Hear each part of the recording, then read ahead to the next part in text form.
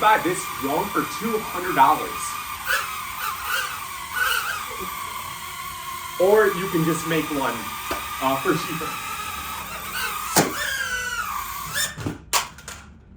You could just make one for a lot fucking cheaper. This is Alien, a drone I designed, built, and engineered like no other drone built before. And this one, you could easily build yourself. I'll show you how. Over the next 5 minutes, I'm gonna go over every detail about this drone, and I want you to build one, crash it, and then tell me how I can improve it so we can make the most badass drone ever. No, seriously, we're gonna fly this drone through other fucking drones. We're gonna make this thing so good that the US military is gonna come knocking on your door if you build one. Okay, full disclaimer, I hope that doesn't happen, but we're gonna come close to that, okay? And after, DJI is gonna look like My Little Pony compared to this thing. I engineered this drone, so if you previously built an FPV drone, all you have to do is swap over the parts and you can fly this thing. Skirt! This is a 4S lithium-ion battery that I've shown you how to build on my YouTube shorts. There should be enough capacity in this to make your drone fly for about 20 to 30 minutes. It's got an off-the-shelf 40 amp BMS, XT30 connectors, and I molded it perfectly, so all you have to do is slide it in. Look how smooth that is. Damn, girl. So if you saw that slit at the bottom, it's actually to let the air out because it's so tight that the battery creates a suction in there. So now it's easier to take the battery in and out. Now for the fun part, I wanted a drone that's super compact,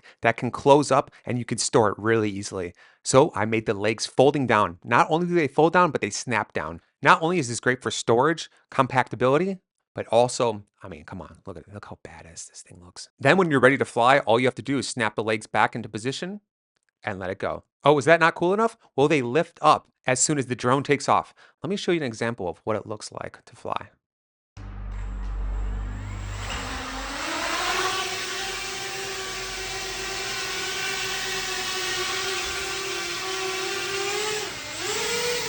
So I engineered this to be super versatile so you could put any FPV camera in it, but I put an ESP32 camera in it that I can control on the web and make it blind people. So I made it in a way where there's plenty of room. So if you want to put extra GPS sensors, antennas, or any other electronics, there's plenty of room to put anything you want in there. And those lights, yeah, they only cost about $5 too.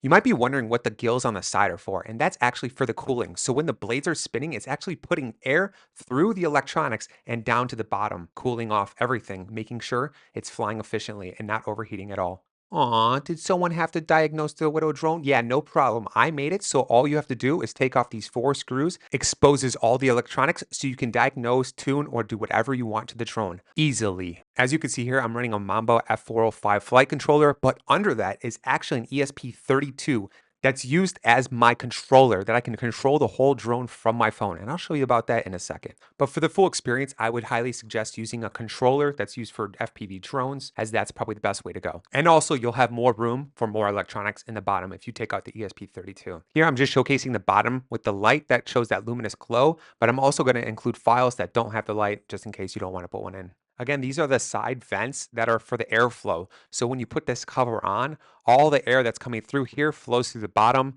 and it's giving it that nice, efficient, keeping the electronics cool.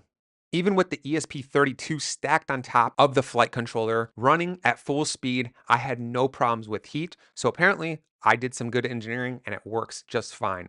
But I want you to push it to its max and let me know if it overheats for you. So for all you nerds out there, here's another part of the engineering I did. I had all the wires run through the arm and then go up inside the outer body, going up into the flight controller so they're protected and they're not visible on the outside or the inside, but only underneath. I know, just call me a genius. Okay, now back to the sex appeal. Look how I designed these wires to go right through the arm and through the body of the carbon fiber. Carbon fiber! Now this just shows you how much room you actually have. This is the ESP32 camera, but like I said, you can run anything you want, like a DJI Air unit, or you can run GPS, you can run sensors, whatever you want to run, there's plenty of room. And this is how I attach that light to get that luminous green glow. As I mentioned before, this is a 4S lithium-ion battery. Obviously, it doesn't have the discharge rate of a lithium polymer battery, but look at this. You only need one charger to charge it. You don't need all those electronics and that nerd shit.